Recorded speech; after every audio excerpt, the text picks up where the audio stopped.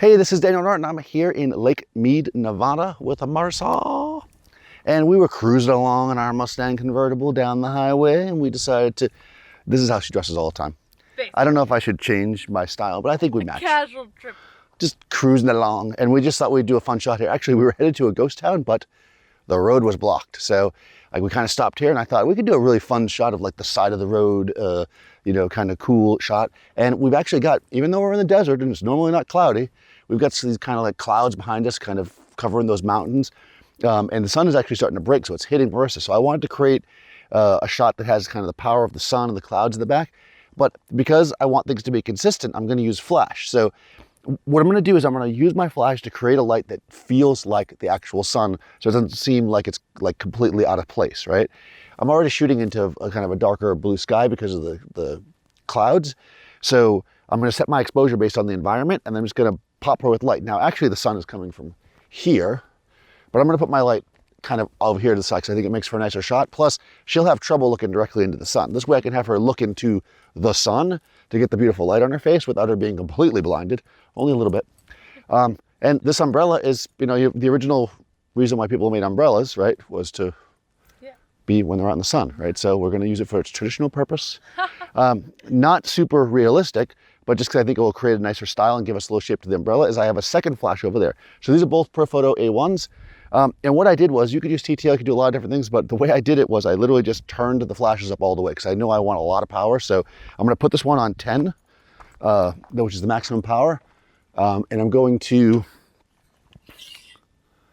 right, it's on 10. I'm gonna bring it up and I'm gonna aim it. Is that on your face? Yes, it is. Okay, so you talk to your model, let them know it's on their grill. This one back here, I'm also gonna put on 10 to start with. And again, I'm just gonna put it on, okay. This one's easy enough. I'm aiming at the umbrella so I can see it. The car is gonna get plenty of light on it. It's black, it's dirty, I don't care. We're in the desert, it's gonna be fun. you can't really see it very well, but I am tethered over here. Because to make it easier to see, I kind of stuck my laptop in this bag. I didn't plan on being out here like this, so I didn't bring a hood for it, but this is working just fine. I've got the Nikon plugged in, and let's do a quick test shot. What I'm gonna do is I'm gonna base my exposure on the environment. So I'm just gonna look through the camera, get a good exposure to start with. I'm going to actually, I'll have to move that bag a little bit. I'm gonna leave that one, I might have to leave the flashes in the shot, and I will just have to take them out in post because I need them to be as close as possible. So let's do this first test. I'm at 18th of F18, actually F20, 1/160th under ISO. Let's take a shot and see what it looks like. Okay, hold on, Marissa. Take a quick picture here. Good, good, good.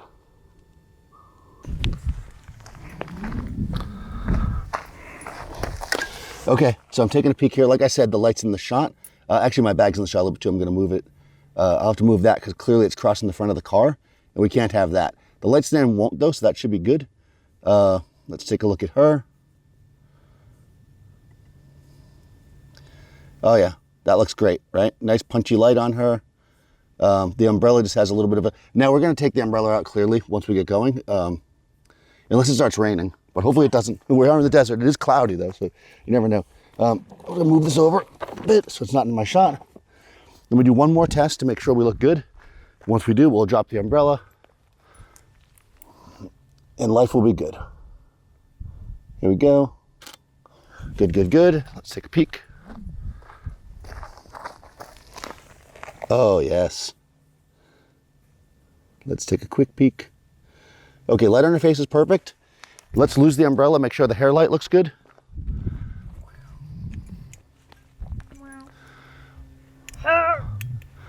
Nice. Throw it in the back seat. And let's get in there. So you're a sophisticated lady in the desert. There is a sign back there, guys, but I really like this shot, so I'm just gonna leave the sign, take it out later. Good, good, good. Taking a peek. Oh yeah. And again, that's not really realistic, that hair light, but it's very subtle and I think it gives her a good shape, so I'm gonna leave it there. I also have a little flash hitting the front of the car here that I might end up. So this one's gonna require a little touch up, but I think it's worth it to get what we want. So let's shoot a few. Beautiful. Oops. Good. And I'm doing my best to frame this up, guys, so that that sign in the back nor the light stand cross the front of the car. Because that will make it much harder to retouch out if I do. Good. Letting her work it. Remember, the flashes are set at maximum power, so I'm going a little slower. We're also in the desert. I don't want to work it too much. Good, good, good. That's beautiful. Yeah, that's nice. But yeah, bend that one knee and then turn it towards me. Yeah, there you go. It's like just like a rabbit. Yeah, chin out like this. Project towards the light. A couple more. You doing okay? Are you melting? Yeah, good. Okay, she's doing it. She's working it. Good, good, good. Last one, I think. One more. Good. That's nice. That's nice. Yeah, messy hair is always good for the desert. Okay, anything else you think? I think we're good. We got it. She's like, I'm done. All right, let's take a quick peek. You know, these kind of shots, guys, can be really quick once you know what you're doing. Like, it took us a second to set it up. We kind of had a plan. Oh, yeah. It's dark and moody, which is what we're going for. What I might actually do looking at this is I'm going to keep myself at f20, which is where I'm at, but I'm going to actually slow my shutter speed. Mostly I don't want to mess with the flash power because since we went into shade, I think the car might be a smidge dark, although it is hard to judge out here. Maybe when getting into the car. Yeah, we could maybe open the door. Let's just do a couple more where I'm going to slow my shutter, guys. I'm going to drop it to like, let's say an 80th. So I'm going to give myself another stop of ambient light. It is going to make the background brighter too, but let me just see what that looks like. Okay, let me just take a peek. Might be too much. Yeah, it's a little better. The sky's a little brighter than I'd like it to be, but I want the car looks good. So I think that's good. Although now the sun's going to come back out now that I changed that. All right, let's just shoot like 3 frames like this. Again, there's a bunch of junk in my frame, but I am not worried about it because it's not crossing the car or Marissa, so I can take it out in post. Sometimes that's going to happen. Now, if I had gigantic, super powerful strobes, I could just back them up. But when you're using small flash, you got to kind of, factor that in. Good, good, good. One more. We're going to have 22 for one. We're good. One more. Last one. Nice. Perfect. Okay, guys. So, like I said, when I was on location, there was some messy stuff in the background. There was a sign, and also I had to put my light stand very close to get the light the way I wanted it. And I knew I would have to take that out in post. So I wasn't on a tripod because I was using a tripod to film the video. And because of that, the sign wasn't always exactly where I wanted it. So it's going to be a little trickier. The good thing about this is I'm only really going to use one image here. So I'll pick the one I want and I'll spend a little time taking the sign and stuff out. So let me show you how I'll do that. Okay. So here I am in Capture One. You could do a lot of stuff in Capture One, of course, but what I'm going to do here is just do some minimal stuff. If the sign was, let's say, in a position where I could just crop it out, let's say in this one, I might just do that, right? I could just come over here and crop out the sign like that, and, I'm pretty good there, which is kind of what I was thinking I was going to do. Unfortunately, the image that I really like the most here is this one. So, I came in and cropped a bit, so you can see the leg over here of the stand. But look at where the sign is. It's right there. So that means that basically I've got to deal with it. And if I'm going to do that, then I'm not going to bother cropping at all. I might as well just deal with all of it in Photoshop. You can do a lot in Capture One, I should say. It does have a clone tool and stuff. I just personally feel more kind of comfortable doing it in Photoshop. So I'll do that. So here's my sign I want to get rid of, as best I can. And let's do it. Because I like to do the most difficult thing first, I'll try to get rid of the sign first, right? So the very first thing I always do in here in Photoshop is I always duplicate the layer. That way I have my background untouched. I'll call it sign removal. Oop. Sign removal 1. Because I'm probably going to be more than one layer. All right, so with that the way it is, I'm going to now zoom in 100%. And let's see. So for me, whenever I do this kind of stuff, there's a lot of different ways you can do it, guys. You can do, you can come over here and mask it out and do all kinds of things. I like to just use the patch tool. I find it works 80 to 90% of the time. It just works perfectly. So I just try that first. To me, that's like, if I can make it work with the patch tool, then it saves me a lot of effort. So I'm going to come over with the patch tool, and I have it on content aware to start with anyways. And I'm just going to come over here, and I'm going to basically, you know, at least roughly draw this out. I'll probably come in and do it a little tighter once I get the main thing figured in. And I'm going to drag it over to where I kind of want it to be replaced. You know, fortunately, this is a small element in the shot, so hopefully it won't be super noticeable that it's not perfectly lined up. But I'll do that, and it wasn't perfect. So the first thing I'll do is I'll go back, and I'm going to actually switch this out to normal. Because sometimes normal is better than content aware. Content aware is nice, but sometimes you just want to bang it out. And see, there we go. That's a straight patch. And to be honest, I think that looks better. Again, in close examination, you're going to be able to tell that I did that, but I think that's pretty darn good. Let's click off of it for a second. Yeah, I don't think, you know, that looks pretty good. So I'm going to come over here. I'm going to do the same thing with this sign.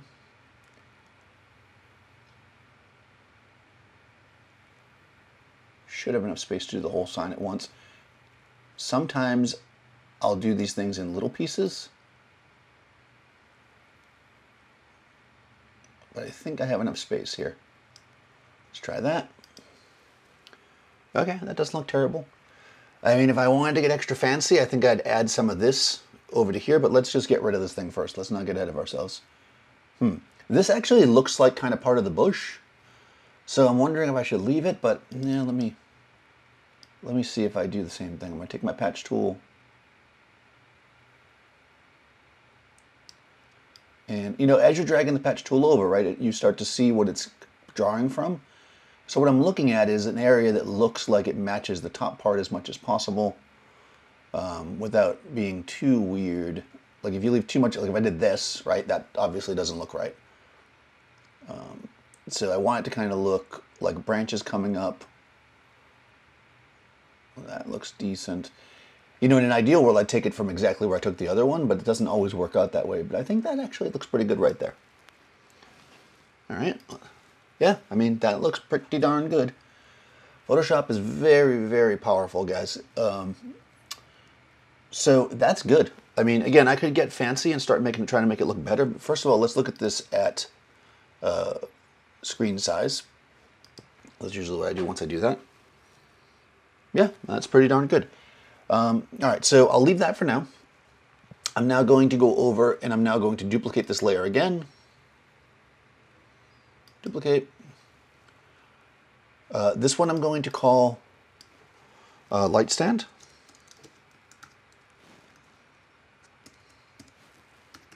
And again, I'll call it light stand 1 because I might do more than one. And now, you know, I could fiddle around over here and try to get all this, but this is going to be a real pain in the butt, right?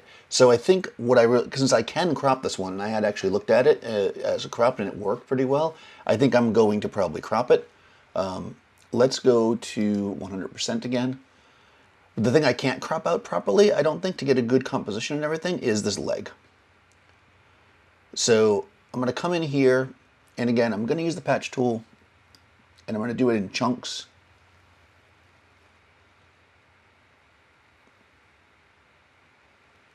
I'm actually using my my iPad to so that I can record this. So I can't use this like a tablet because using a tablet here might actually be a good way to draw this stuff in a little better. That's not bad. This thing in the ground here, this dark area, I think it's a shadow, right? So let me get rid of that too. Yeah, there we go.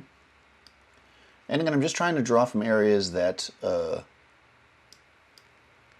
seem to match tone-wise. The real giveaway to these things when people are looking at them is that they see patterns repeating too much. Like you'll start to notice it. So that's what you want to be careful of. Let me go back.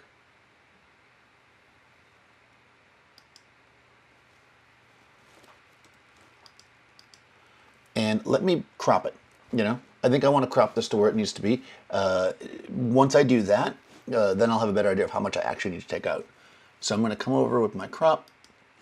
Okay, so I have my crop tool here, and I'm just going to bring it in to where I think it looks good. We'll say about right there. I mean, I actually probably am going to crop both sides, but I think I'll do the final crop in Capture One. I'm really just doing this here so that I can see what area I need to deal with. So there it is. I can see, right, that, I mean, basically just past this rock. So actually, let me do this so you guys can see. You know, this is where I'm going to crop it. I just want to see how far I need to go. Okay, so it looks like basically this triangle area here, essentially just past this rock. So I'll go between these two rocks, I think, will be perfect. Just straight up and down. So I'm not actually going to crop it now. Like I said, I'll do the final crop in Capture One, but I just want to see how much of this I need to deal with. So basically that. I'm just going to, again, I normally do this in pieces, so let's just try it. So if I grab this, let's do the bottom piece here. Just drag it straight down. Now I'm kind of making this rock bigger, right, by doing that. Like that. Okay, interesting. And obviously that's a very flat edge, which we don't want. Looks very unnatural. But we're going to just do this roughly to see if this is going to work for us. Now clearly that rock is going to be an issue. So I think what I'm going to end up having to do here is, I don't want that rock there. I want something that's going to, you know, look like maybe just ground. So let's say there. And this rock here is a little bit weird, although actually it doesn't look as weird as I thought it was going to. Just the middle of it looks weird. I'm just going to grab this and just drag it over. Yeah, I think that looks okay if you weren't really, you know, looking for it. I think that's pretty much the thing, right? Whenever you're editing, a lot of times you're staring at something, so you're like, people will see that, but that tiny little thing in the bottom, nobody's looking at that. What I will do, though, and I know I'm going to crop this part out, so I'm not that worried about it, but just to be on the safe side, I'm going to make this a little bit neater here. Make this a little bit neater here by going around this area and just kind of finding a good solution there. And actually moving out there doesn't look that good. I'm looking for an area that looks like it might be, there we go. See, there's like a little piece of rock over there. The color's a little bit off, but I think it's okay. Yeah, and then, you know, we'll get that. Now, I do have this one last area here, which is this shadow. So let me see if I can just scoop that away without it being super obvious.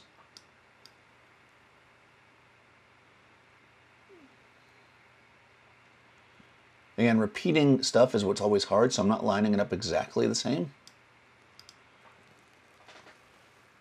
Yeah, that looks okay, I think. Yeah, that looks pretty good. And again, I'm going to finish the crop and capture one. I'm not worrying about this. Actually, this is probably, I'm thinking to crop it here, but I might want all this sky. So maybe I'll quickly see if I can get rid of this with the patch tool as well. I'm going to do this one as one big chunk because it's all just sky up here. So I think it might just be okay. It made it kind of a little dark, but I think that's actually, you know, again, because it's cloud over here. But if I crop it like there and then like there, I think that's going to be good. So let me save it. Okay, so we're in Capture One here. Again, we've got two versions here now. We've got the original one there, and then I have the Photoshop down here, which now I'm just going to basically apply a crop to it. I'll go here. Yeah, that looks great. There we go. So there it is, right? It's retouched. That stuff's out of the background. I don't want to lecture tripod stuff, but I feel like that's something I mentioned a bunch, and I know some people, especially people, they say it slows them down, whatever, but when you're doing a project, you know, honestly, being on a tripod, it doesn't slow you down, and I feel like for this kind of thing, it's super important. Okay, so that was super fun. You know, sometimes you got to improvise. We had a plan, right, that we were going to go out and shoot, so we had our lights and stuff, but the location we were going to use didn't work, so we found another one that worked. And while I'm sitting here, right, I looked around. When we first got here, we were like, we looked around, and I kind of found the best angle. You could shoot back into the sun. I thought that could have been cool, right? But then I looked at the landscape back there. It's a little bit flat and boring, right? So I kind of circled around and saw where I thought the most interesting landscape was, which was this direction. And then I set my lighting up accordingly, right? If the best landscape had been the other way, I could have used that as a heavy backlight and then just filled on her. And then in that case, I may have used a softer light up front, right? I particularly used the hard flash because that mimics the sun, and that's why we did it that way. So get out there, shoot, drive to the desert. We're at Lake Mead, so check out this location. It's pretty cool. We're going to drive around more in the desert, and hopefully we'll get back to New York someday. And, Or not. Or you never know where we're going to end up next, right? We might be in your neighborhood. So I'll put Marissa's information in the description. You guys can follow her. Be sure to follow me, Daniel Norton Photographer. Subscribe to Adorama TV and get all the notifications by ringing the bell. And I'll see you next time on set.